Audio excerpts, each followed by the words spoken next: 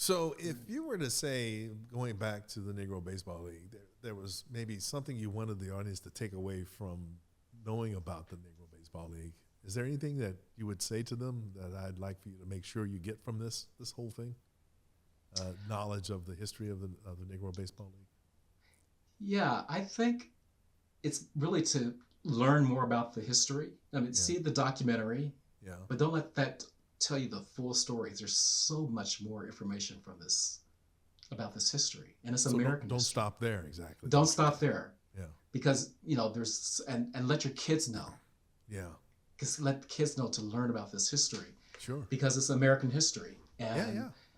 This history ain't going nowhere, and it's up to all of us really now to keep the history and the memory alive.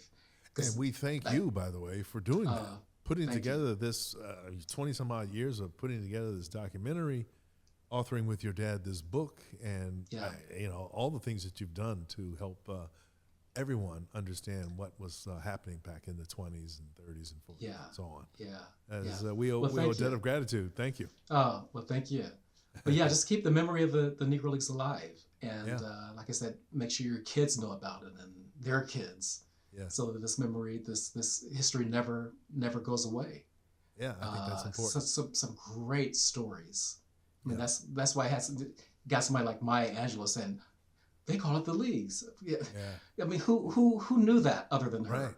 Right. I mean, if I hadn't interviewed her, none of us would know that story. Right. And there's so many other great stories that came out of these men and women were a part of this history and were helped create, or they saw it, or they learned about it as kids growing up, and were around to tell about it. So I think that's important to honor their contributions to our planet and our world. Yeah. And one other thing I just wanted to highlight too, I think you might have mentioned this earlier, but these guys and three women, as you mentioned, really played. They loved the game. They weren't basically getting wealthy by playing. They were actually playing because they loved the game. Love the game. Yeah. I think that's a beautiful thing. Yeah. As common as that line, people say, for the love of the game. No, these people really play for the passion of it.